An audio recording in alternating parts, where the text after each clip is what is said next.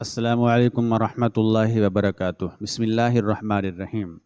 مغرور نند نے بیرون ملک سے آتے ہی دعویٰ کیا کہ یہ گھر اس کا ہے، اور شوہر نے بھی چپ چاپ بیوی کو گھر سے نکلنے کا کہہ دیا۔ اس نے شدت غم سے نڈھال اپنے پسندیدہ قرآن مجید کو سینے سے لگانے کے لیے اٹھایا تو اس میں سے پلاسٹک میں لپٹے گھر کے اصلی کاغذات مل گئے۔ نند اس کا سامان باہر پھینک رہی تھی۔ اس نے کاغذات کھول کر اصل مالک کا نام پڑھا تو وہ حیرت سے بت بن گئی، کیونکہ اس گھر کا اصل وارث اس کی نند نہیں بلکہ صبح کا اجالا ابھی پوری طرح پھیلا بھی نہیں تھا کہ اس نے بستر چھوڑ دیا۔ آج کا دن اس کے لیے بہت اہم تھا، کیونکہ اس کے شوہر کی اکلوتی بہن کئی سال پردیس میں گزارنے کے بعد ہمیشہ کے لیے وطن واپس آ رہی تھی۔ اس نے اپنے شوہر کے چہرے پر وہ خوشی دیکھی تھی جو کئی دنوں سے اس کی آنکھوں میں چمک رہی تھی، اور اسی خوشی کو دگنا کرنے کے لیے اس نے کوئی کسر نہیں چھوڑی تھی۔ فجر کی نماز کے بعد اس نے اللہ کے حضور ہاتھ پھیلائے اور اپنے گھر کی سلامتی اور اس رشتے کی مضبوطی کے لیے لمبی دعائیں مانگے۔ نماز سے فارغ ہو کر اس نے گھر کے کام کاج کا آغاز کیا۔ یہ گھر اس کی محبت، اس کی محنت اور لگن کا منہ بولتا ثبوت تھا۔ دیواروں پر اس کی پسند کے رنگ تھے، اور صحن میں لگے پودے اس کی ممتا کے سائے میں پروان چڑھے تھے۔ وہ پودے جو اس نے اپنے ہاتھوں سے لگائے تھے آج بڑے ہو کر پورے صحن کو سایہ دے رہے تھے۔ اس نے اپنی جوانی کے سب سے خوبصورت سال اس گھر کی دیکھ بھال میں گزار دیے تھے۔ اس نے کبھی اپنے آرام کی پرواہ نہیں کی، اور ہمیشہ اپنے سسرال والوں کو اپنی ترجیح رکھا۔ اس نے ایک ایک کمرے کو اپنے ہاتھوں سے صاف کیا، مہمان خانے کی ہر چیز کو اس طرح ترتیب دیا کہ کوئی بھی دیکھنے والا اس کی سلیقہ شعاری کی تعریف کیے بغیر نہ رہ سکے۔ فرش کو دھو کر اس قدر چمکا دیا گیا تھا کہ اس پر عکس نظر آنے لگا تھا۔ کھڑکیوں کے پردے نئے اور اجلے تھے، اور پورے گھر میں ایک عجیب سی تازگی کا احساس تھا۔ وہ باورچی خانے میں گئی اور نند کی پسندیدہ غذائیں تیار کرنے لگی۔ چولہے کی تپش سے اس کا چہرہ سرخ ہو رہا تھا، ماتھے پر پسینے کی بوندیں چمک رہی تھیں، لیکن اس کے دل میں ایک عجیب سا سکون تھا۔ وہ اپنے شوہر کی خوشی کے لیے ہر وہ کام کر رہی تھی جو اس سے بن پڑتا تھا۔ وہ جانتی تھی کہ نند کا مزاج تھوڑا مختلف اور سخت ہے، اور وہ ہمیشہ اپنے فیصلوں کو دوسروں پر مسلط کرنے کی عادی رہی ہے۔ لیکن اس نے سوچا تھا کہ وقت اور پردیس کی زندگی نے شاید اس کے رویے میں کچھ نرمی پیدا کر دی ہو۔ وہ دل ہی دل میں خوش تھی کہ اب گھر میں ایک اور فرد کا اضافہ ہوگا اور رونق بڑھ جائے گی۔ دوپہر کے وقت جب سب تیاریاں مکمل ہو گئیں تو وہ خود بھی صاف ستھرے کپڑے پہن کر دروازے کی طرف کان لگائے بیٹھ گئی۔ اچانک باہر ایک بڑی سواری کے رکنے کی آواز آئی۔ اس کا شوہر تیزی سے دروازے کی طرف بھاگا۔ اس کے چہرے پر اپنی بہن سے ملنے کا اشتیاق عیاں تھا۔ وہ بھی اپنے دوپٹے کو سلیقے سے اوڑھ کر شوہر کے پیچھے پیچھے چل پڑی۔ دروازہ کھلا تو اس کی نند ایک انتہائی متکبرانہ اور شاہانہ انداز کے ساتھ اندر داخل ہوئی۔ اس کا لباس، اس کی چال اور اس کی آنکھوں کا غرور سب کو چیخ چیخ کر بتا رہا تھا کہ وہ پردیس سے صرف مال و دولت نہیں لائی بلکہ بے تحاشا تکبر اور خاندانی غرور بھی اپنے ساتھ لے کر آئی ہے۔ پیچھے پیچھے مزدور اس کا بھاری بھرکم اور قیمتی سامان اٹھائے اندر آ رہے تھے۔ ان صندوقوں اور گٹھڑیوں کی بھاری آوازیں گھر کے پرسکون ماحول میں ایک عجیب سا ارتعاش پیدا کر رہی تھی۔ اس نے آگے بڑھ کر پوری گرم جوشی کے ساتھ اپنی نند کا استقبال کرنا چاہا۔ اس نے مسکرا کر سلام کیا، لیکن نند نے صرف ایک سرسری سی نگاہ اس پر ڈالی اور کسی جواب کے بغیر سیدھا مہمان خانے کا رخ کیا۔ نند کی آنکھوں میں رشتوں کی محبت کی بجائے ایک سرد مہری تھی اور طنز تھا۔ اس کے قدموں کی چاپ میں ایک ایسا رعب تھا جو گھر کی مالکہ کو بھی دبنے پر مجبور کر رہا تھا۔ وہ خاموشی سے مہمان خانے کی طرف مڑی اور باورچی خانے سے ٹھنڈے پانی اور شربت کا گلاس لا کر میز پر رکھا۔ نند مہمان خانے کی سب سے بڑی اور آرام دہ نشست پر اس طرح براجمان تھی جیسے کوئی بادشاہ اپنے دربار میں بیٹھتا ہے۔ اس کا شوہر اپنی بہن کے سامنے بالکل کسی فرما بردار غلام کی طرح ہاتھ باندھے کھڑا تھا۔ کمرے میں ایک عجیب سی خاموشی تھی، ایک عجیب سا سکوت تھا جس میں صرف دیوار پر لگی گھڑی کی ٹک ٹک سنائی دے رہی تھی۔ اچانک نند نے وہ خاموشی توڑی، اس کی آواز میں ایک عجیب سی سختی اور کاٹ تھی۔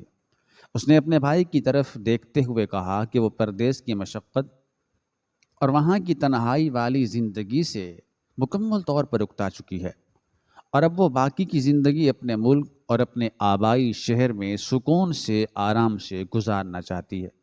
یہاں تک تو بات عام سی لگ رہی تھی، لیکن اس کے اگلے ہی جملے نے کمرے کے فرش اور دیواروں کو ہلا کر رکھ دیا۔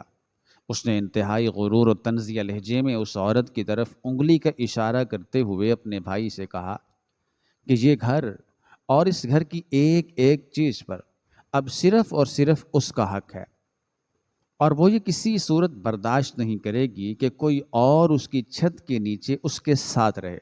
اس نے صاف الفاظ میں اس پوری جائیداد پر اپنی ملکیت کا دعویٰ کر دیا اور کہا کہ اب اس گھر کے تمام فیصلے وہ خود کرے گی۔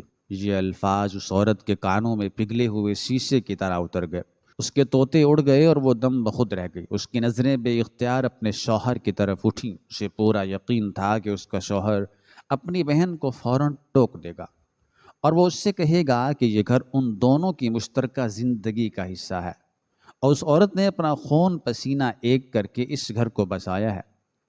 اسے امید تھی کہ اس کا شوہر اس کے مان کو ٹوٹنے نہیں دے گا اور اپنی بہن کے اس نامعقول دعوے پر سخت رد عمل دکھائے گا۔ اسے یاد تھا کہ کیسے اس نے گھر کے برے حالات میں اپنے زیور بیچ کر اس گھر کی مرمت کروائی تھی، اور کیسے اس نے ہر دکھ درد میں اپنے شوہر کا ساتھ دیا تھا۔ اس لیے وہ مطمئن تھی کہ اس کا شوہر کبھی اس کی قربانیوں کو فراموش نہیں کرے گا۔ لیکن جو کچھ اس نے دیکھا وہ اس کے لیے موت سے بھی زیادہ تکلیف دہ اور روح فرسا تھا۔ اس کا شوہر جو چند لمحے پہلے تک بہن کی محبت میں بچھا جا رہا تھا، اب نظریں زمین پہ گاڑے کھڑا تھا۔ اس کے چہرے پر کوئی غصہ، کوئی حیرت یا کوئی مزاحمت نہیں تھی، بلکہ ایک شرمناک قسم کی بزدلی تھی۔ اس نے ایک بار بھی آنکھ اٹھا کر اپنی بیوی کی طرف نہیں دیکھا، جو التجا بھری اور سوالیہ نظروں سے اسے تک رہی تھی۔ کچھ دیر کی اذیت ناک خاموشی کے بعد شوہر نے بالآخر اپنی زبان کھولی، اور اس کی آواز میں ذرا بھی لرزش یا ندامت نہیں تھی۔ اس نے اپنی بیوی کی طرف دیکھے بغیر انتہائی سپاٹ اور بے حس اور پتھریلے لہجے میں کہا کہ اس کی بہن بالکل بجا فرما رہی ہے، اور اب حالات کا تقاضا یہی ہے کہ وہ بغیر کوئی تماشا بنائے، بغیر کوئی بحث کیے اور بغیر کسی جھگڑے کے اپنا بچا کھچا سامان اٹھائے اور بالکل خاموشی سے اس گھر سے ہمیشہ کے لیے نکل جائے۔ شوہر کے ان الفاظ نے اس عورت کے وجود کے پر خچے اڑا دیے۔ اسے محسوس ہوا جیسے کسی نے اسے زندہ درگور کر دیا ہو۔ اس کے کانوں میں شوہر کے الفاظ کسی خوفناک گونج کی طرح بار بار سنائی دے رہے تھے۔ وہ گھر جہاں اس نے اپنی جوانی کے خوبصورت ترین سال گزارے، جہاں اس نے ہر دکھ درد سہا اور ہر مشکل کا مقابلہ کیا، آج اسی گھر سے اسے یوں بے دردی سے نکالا جا رہا تھا جیسے دودھ سے مکھی کو نکالا جاتا ہے۔ اس کی آنکھوں کے سامنے اندھیرا چھانے لگا۔ اس کا دل اس قدر زور سے دھڑک رہا تھا کہ اسے اپنی پسلیاں ٹوٹتی ہوئی محسوس ہو رہی تھی۔ وہ شدید رنج و غم، بے بسی اور صدمے کی کیفیت میں تھی۔ کبھی نند کے اس چہرے کو دیکھتی جس پر ایک ظالمانہ اور فاتحانہ مسکراہٹ کھیل رہی تھی، اور کبھی اپنے شوہر کو دیکھتی جس نے نہایت ڈھٹائی سے اسے گھر سے نکلنے کا پروانہ تھما دیا تھا۔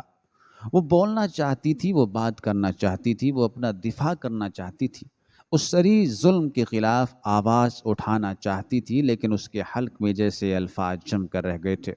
اس کی زبان تالو سے چپک گئی تھی اور آنکھوں سے آنسو بھی خشک ہو گئے تھے، کیونکہ صدمہ اتنا گہرا اور اچانک تھا کہ رونے اور فریاد کرنے کی سکت اور ہمت بھی ختم ہو چکی تھی۔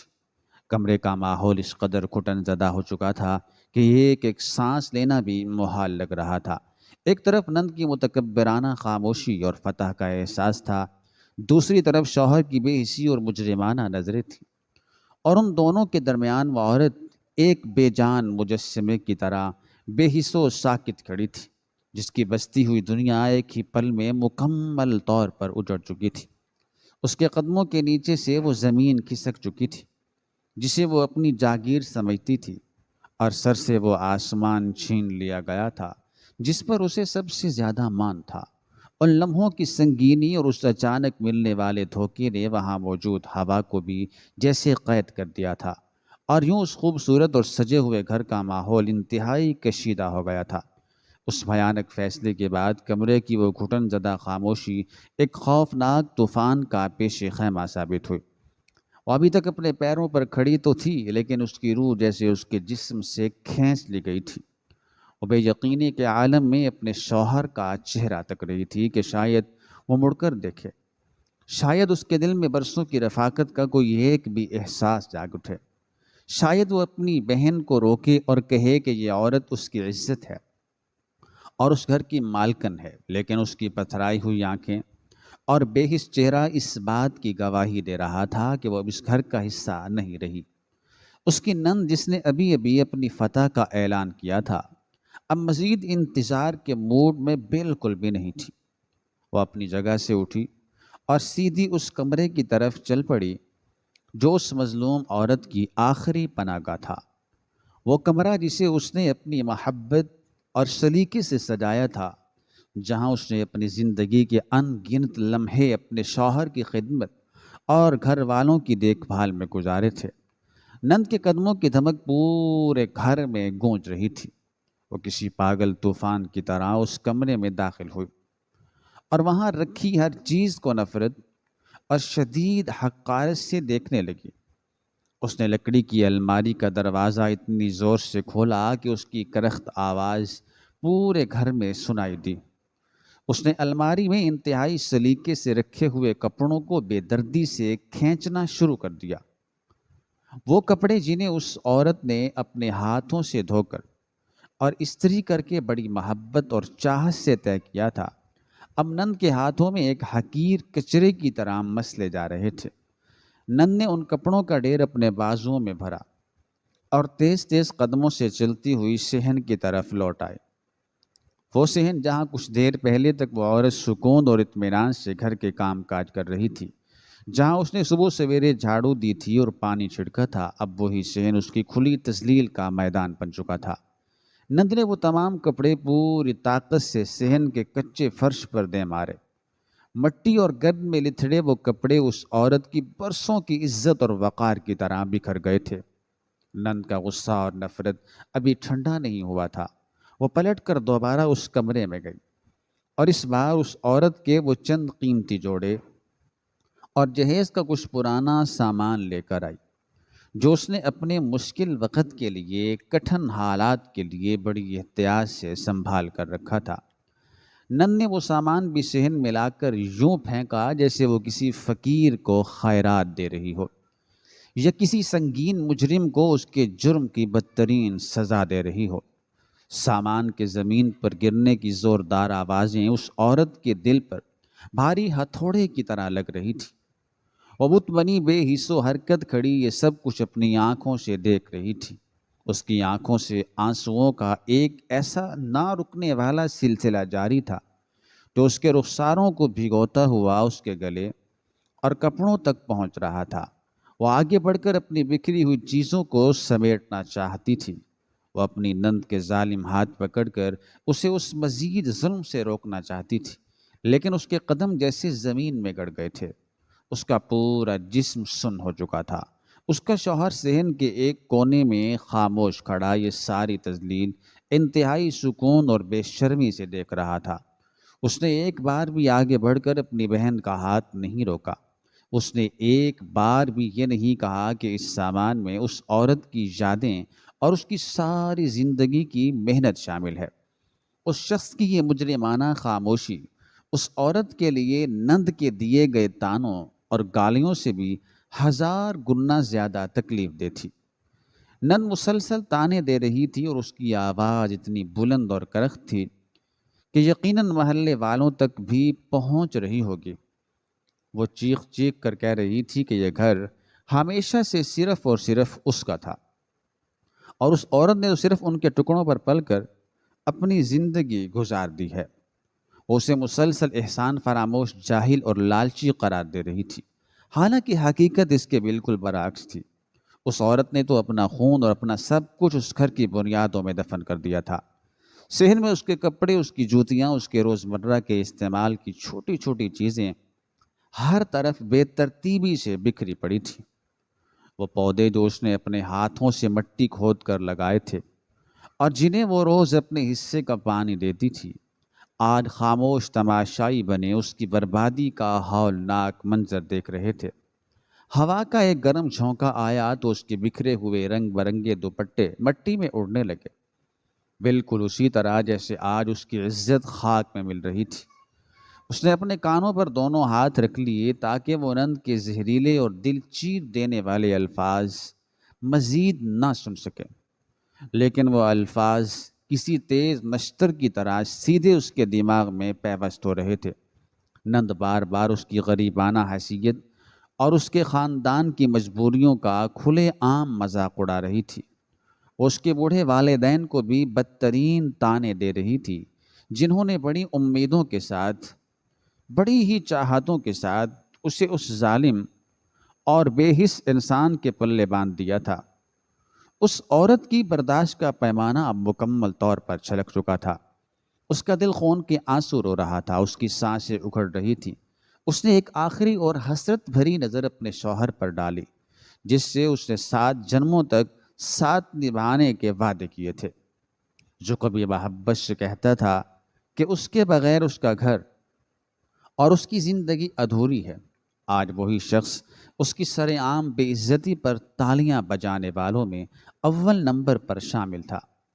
اس کے اس سرد رویے نے اس عورت کی آخری امید بھی ریت کے محل کی طرح توڑ دی تھی۔ وہ ٹوٹے ہوئے اور بوجھل قدموں کے ساتھ صحن کی طرف بڑھی۔ اس کے پاؤں بری طرح لرز رہے تھے اور جسم میں ایک قدم مزید چلنے کی طاقت باقی نہیں رہی تھی۔ وہ اپنے ہی بسائے ہوئے گھر میں ایک اجنبی اور دھتکاری ہوئی بھکارن بن چکی تھی۔ اس نے جھک کر اپنا ایک میلا اور مٹی میں لتھڑا ہوا پرانا دوپٹہ اٹھایا، اسے بے ساختہ اپنے سینے سے لگا لیا۔ وہ دوپٹہ اس کے گرم آنسوں سے مکمل بھیگ گیا۔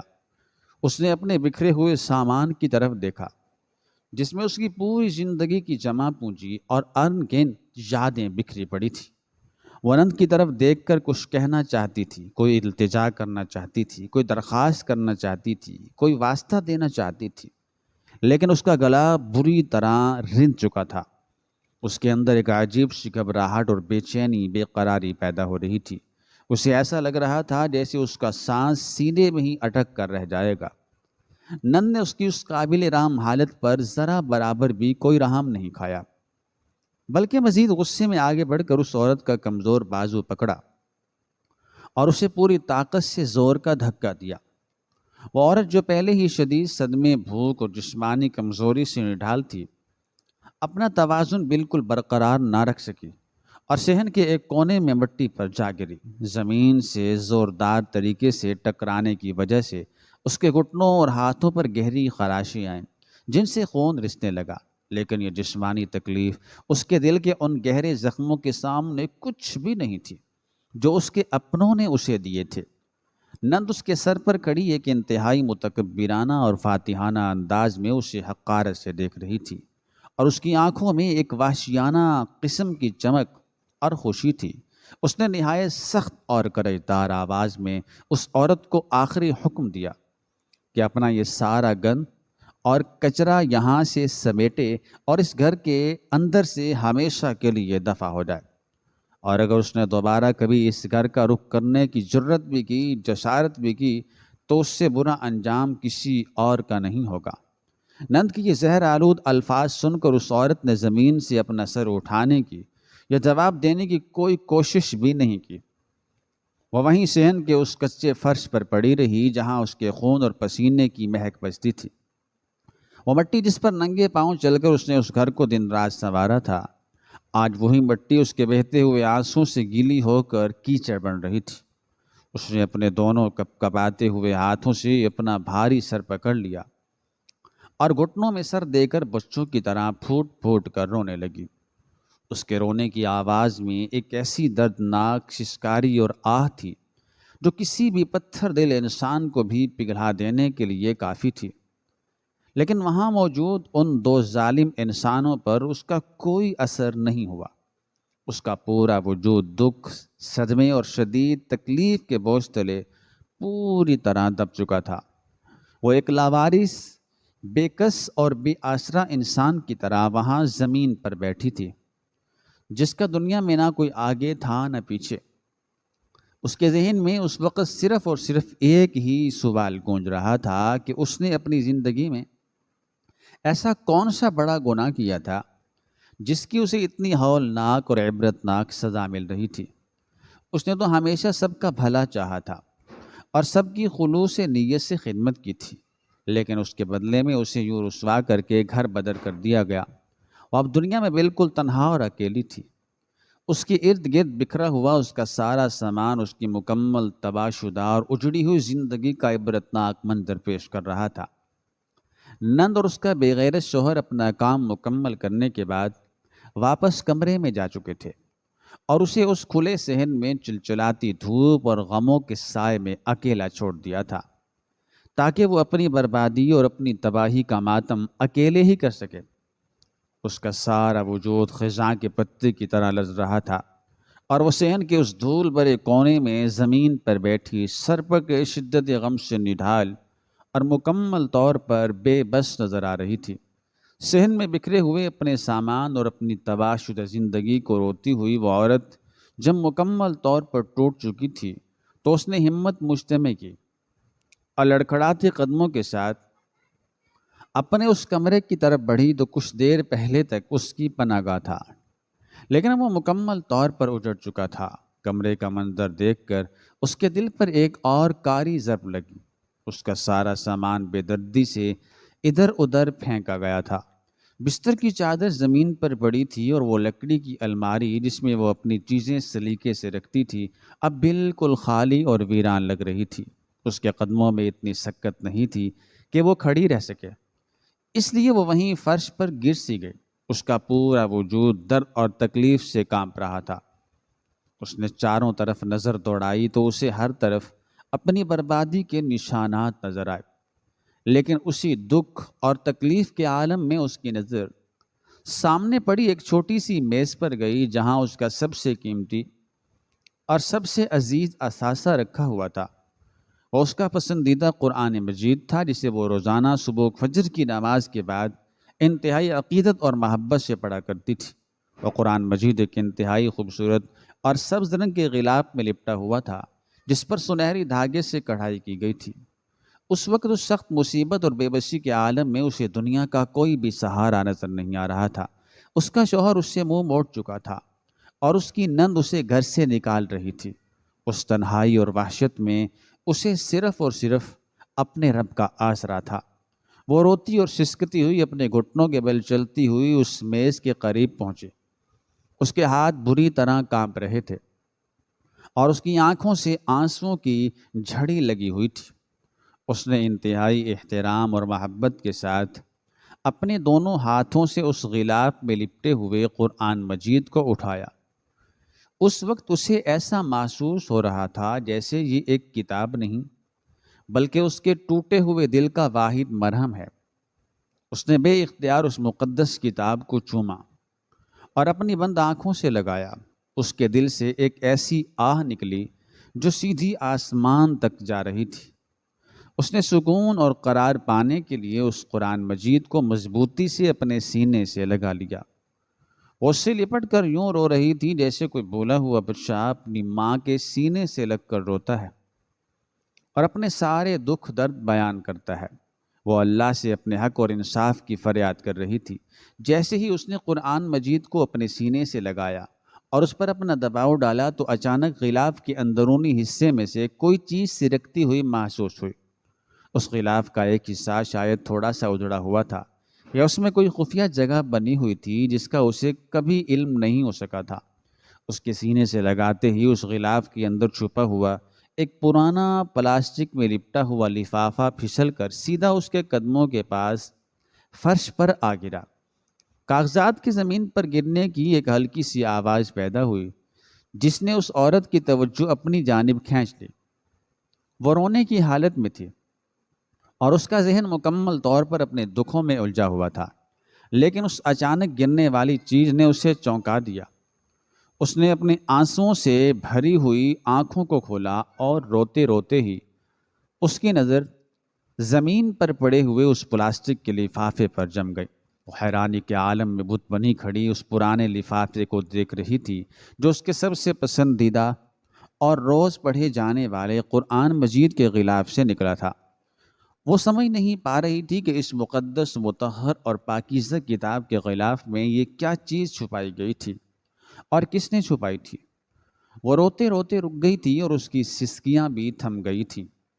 اس کا ذہن لمحہ بھر کے لیے اپنے تمام دکھوں سے ہٹ کر اس پر اسرار لفافے کی طرف مرکوز ہو گیا تھا، اور وہ فرش پر گرے ہوئے ان کاغذات کو انتہائی حیرت سے نیچے دیکھ رہی تھی۔ اس کے دل کی دھڑکن ایک دم سے تیز ہو گئی۔ اس کے ذہن میں بے شمار سوالات ایک طوفان کی طرح گردش کرنے لگے۔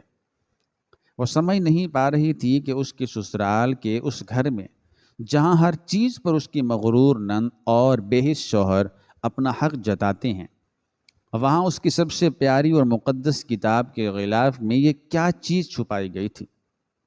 اس نے اپنے گیلے اور مٹی سے بھرے ہوئے چہرے کو اپنے پرانے دوپٹے کے پلو سے صاف کیا اور اپنے شدید کامتے ہوئے ہاتھوں کو اس لفافے کی طرف آگے بڑھایا۔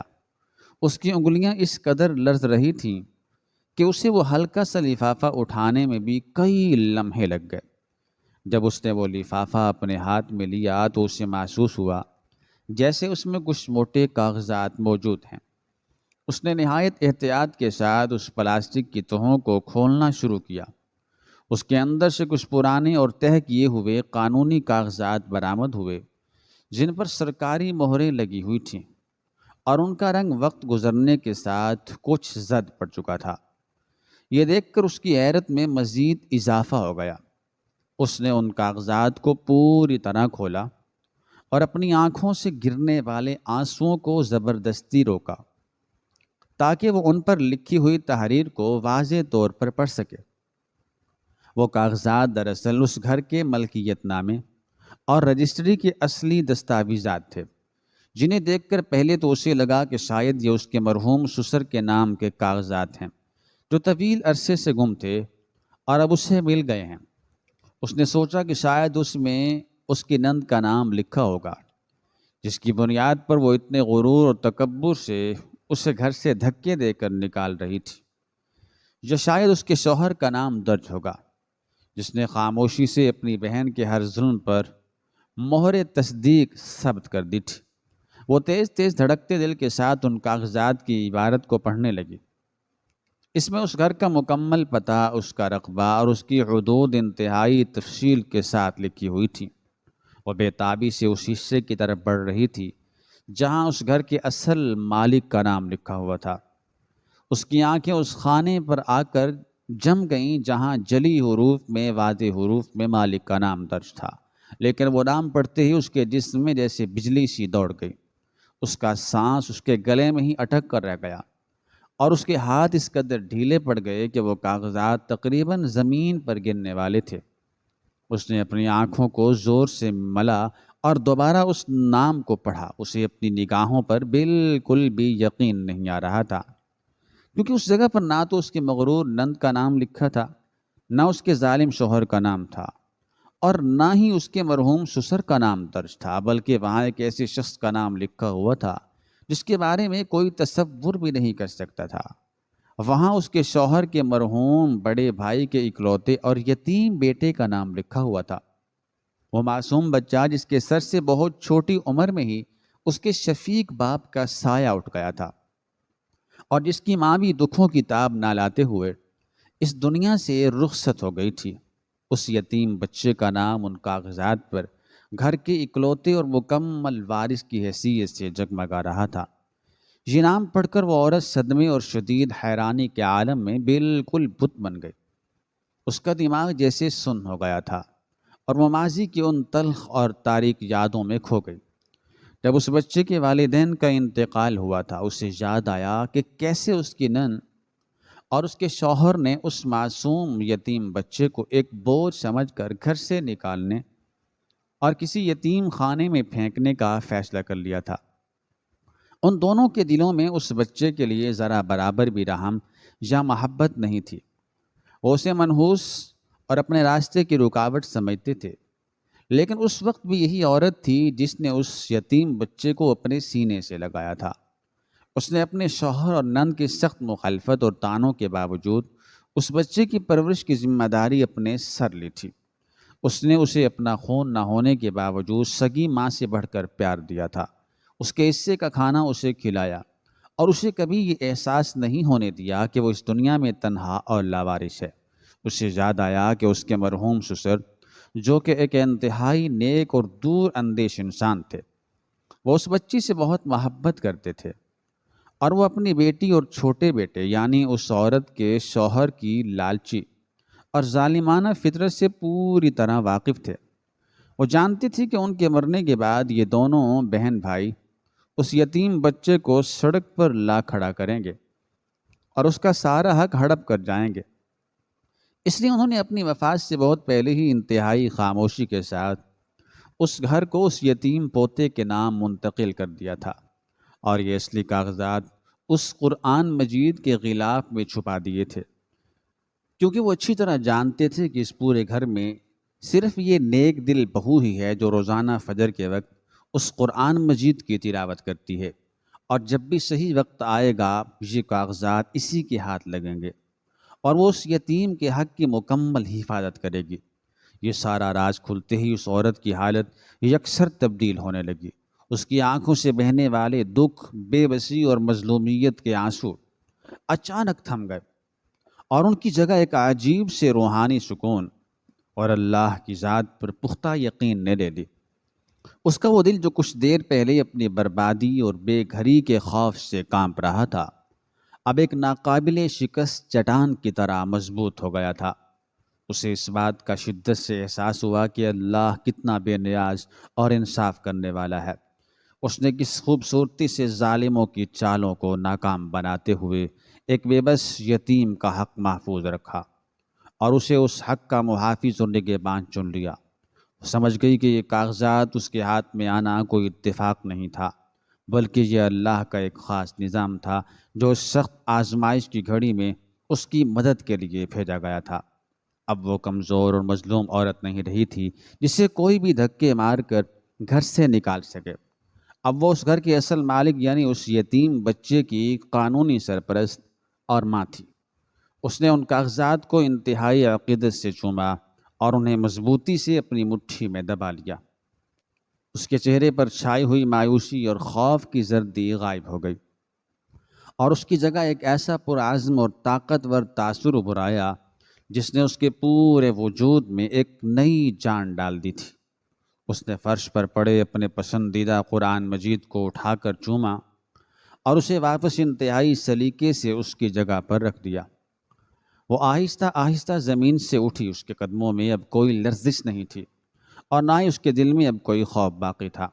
اس کا دماغ اب مکمل طور پر بیدار اور چوکنا ہو چکا تھا۔ وہ جانتی تھی کہ اب اسے کیا کرنا ہے، اور اسے کس طرح اس یتیم بچے کا اور اپنا حق ان ظالموں سے چھیننا ہے۔ وہ اپنے کمرے کے دروازے پر کھڑی ہو کر باہر صحن کی طرف دیکھنے لگی، جہاں اس کی مغرور نند اور اس کا بے غیرت شوہر اب بھی اپنی جھوٹی فتح کے نشے میں چور بیٹھے اس کے گھر سے نکلنے کا بے صبری سے انتظار کر رہے تھے۔ صحن کا ماحول ابھی تک انتہائی کشیدہ تھا۔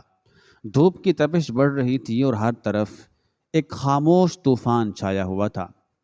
نند کی متکبرانہ آوازیں اور طعنے اب بھی وقفے وقفے سے گونج رہے تھے، لیکن اب اس عورت کے لیے یہ سب کچھ بے معنی اور کھوکھلا ہو چکا تھا۔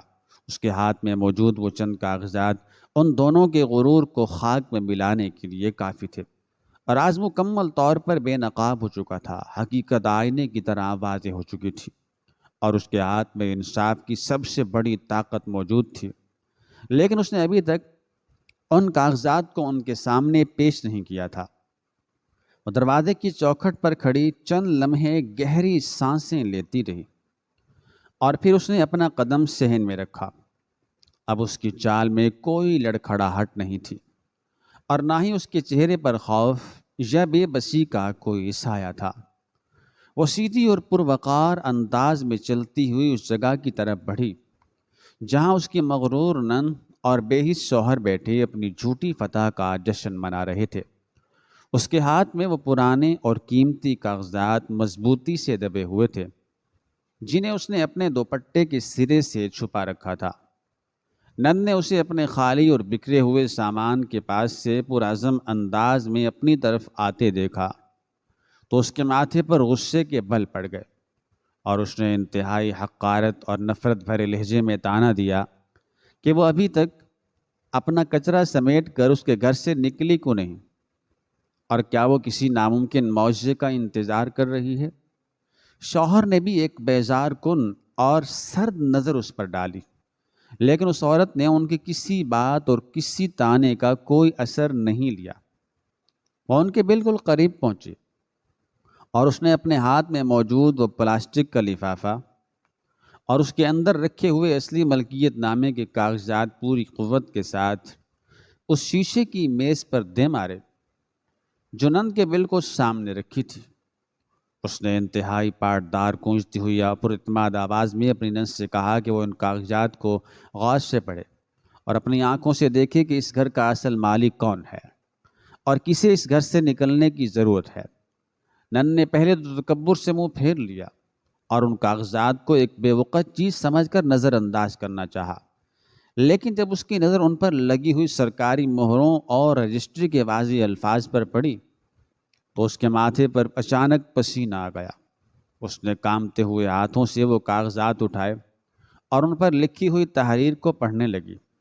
جیسے جیسے اس کی نظریں ان الفاظ پر دوڑ رہی تھیں، اس کے چہرے کا رنگ فق ہوتا جا رہا تھا۔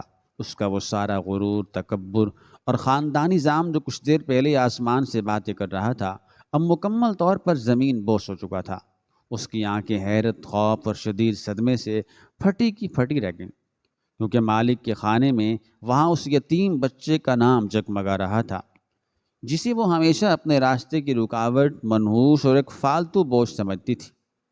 وہ صدمے کی شدت سے کچھ بول نہ سکی اور کاغذات اس کے لرزتے ہوئے ہاتھ سے چھوٹ کر واپس میز پر گر گئے۔ شوہر نے جب اپنی بہن کی ناگفتہ حالت دیکھی تو اس نے تیزی سے آگے بڑھ کر وہ کاغذات اٹھا لیے اور خود انہیں پڑھنے لگا۔ ان کاغذات کو پڑھتے ہی اس کے پیروں تلے سے بھی زمین نکل گئی اور اس کا سارا جسم ایک انجانے خوف سے لرزنے لگا۔ وہ دونوں بہن بھائی ایک دوسرے کی طرف بے بسی، شدید شرمندگی اور خالی نظروں سے دیکھنے لگے۔ ان کے پاس بولنے کے لیے کوئی ایک لفظ بھی نہیں بچا تھا۔ ان کی ساری ہوشیاری، چالاکی اور لالچ ان کے اپنے ہی بچھائے ہوئے مکر کے جال میں بری طرح پھنس چکی تھی۔ اب باری اس عورت کی تھی جس نے برسوں ان کے ظلم سہے تھے اور جس کی آج انہوں نے کھلے عام تذلیل کی تھی۔ اس نے آگے بڑھ کر ان کاغذات کو دوبارہ میز سے اٹھایا اور اپنے سینے سے لگا لیا۔ اس نے انتہائی مضبوط، باوقار اور دو ٹوک لہجے میں ان دونوں سے کہا کہ اس کے نیک دل اور دور اندیش سسر ان دونوں کی اصلیت اور لالچی فطرت سے بہت اچھی طرح، پوری طرح واقف تھے۔ وہ جانتے تھے کہ ان کے مرنے کے بعد یہ دونوں بہن بھائی اس معصوم یتیم کو سڑک پر پھینک دیں گے اور اس کا سارا حق ہڑپ کر جائیں گے۔ اس لیے انہوں نے اپنی زندگی میں ہی انتہائی خاموشی کے ساتھ یہ گھر اس یتیم پوتے کے نام کر دیا تھا اور یہ کاغذات اس کی حفاظت میں دے دیے تھے، کیونکہ وہ جانتے تھے کہ صرف وہی اس بچے کے حق کی سچی نگہبان ثابت ہوگی۔ اس نے ان پر واضح کیا کہ اب وہ اس یتیم بچے کی قانونی سرپرست اور منہ بولی ماں ہے اور اس حیثیت سے اس گھر پر صرف اور صرف اس کا اور اس کے بچے کا حق ہے۔ اس نے اپنے شوہر کی طرف سیدھا دیکھتے ہوئے کہا کہ جس رشتے کا پاس اور جس کی عزت اسے نہیں رہی، اب اس عورت کو بھی اس کھوکھلے اور جھوٹے رشتے کی کوئی ضرورت نہیں ہے۔ اس نے اپنا آخری اور اٹل فیصلہ سناتے ہوئے ان دونوں کو سخت ترین الفاظ میں حکم دیا کہ وہ بغیر کوئی ہنگامہ کیے، بغیر کوئی تماشا بنائے اور بغیر ایک لمحہ ضائع کیے اپنا وہ قیمتی سامان اٹھائیں جو وہ پردیس سے لائے ہیں اور اس گھر سے ہمیشہ کے لیے نکل جائیں۔ اس نے نہایت سخت لہجے میں انہیں خبردار کیا کہ اگر انہوں نے ذرا سی بھی مزاحمت کی یا اس گھر پر اپنا کوئی جھوٹا حق جتانے کی ذرا سی بھی کوشش کی تو وہ اسی وقت محلے والوں کو اکٹھا کر لے گی اور قانون نافذ کرنے والے اداروں کو بلا کر انہیں اس یتیم کی جائیداد پر غیر قانونی قبضہ کرنے اور ایک عورت کو ہراساں کرنے کے جرم میں سیدھا جیل بھجوا دے گی۔ یہ سن کر ان دونوں کی رہی سہی ہمت بھی جواب دے گئے اور اچھی طرح جانتے تھے کہ قانون اور حقیقت دونوں اس وقت اس عورت کے حق میں ہیں اور وہ اب اس کا کچھ نہیں بگاڑ سکتے۔ شوہر نے انتہائی ندامت اور پچھتاوے سے اپنی بیوی کی طرف دیکھا اور رحم کی بھیک مانگنے کے لیے کچھ بولنے کی کوشش کی، لیکن اس عورت نے اپنا ہاتھ اٹھا کر اسے وہیں خاموش کر دیا اور کہا کہ اب معافی، پچھتاوے یا کسی بھی قسم کی صفائی کا وقت ہمیشہ کے لیے گزر چکا ہے۔